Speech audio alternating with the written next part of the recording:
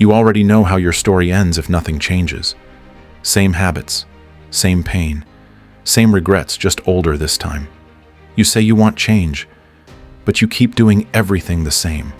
Same people, same routine, same lies you tell yourself before bed.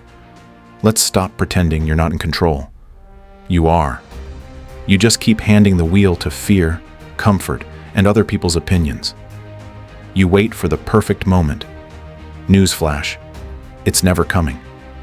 You wait for clarity, but clarity comes after movement, not before. Here's the part you don't want to hear. No one is coming to rewrite your story for you. Your future will be a copy-paste of your past unless you do something that breaks the pattern. The longer you wait, the smaller your life gets.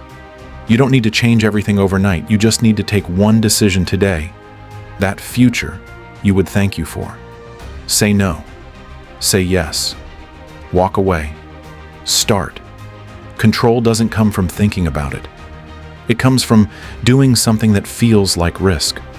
The story doesn't change unless the main character does.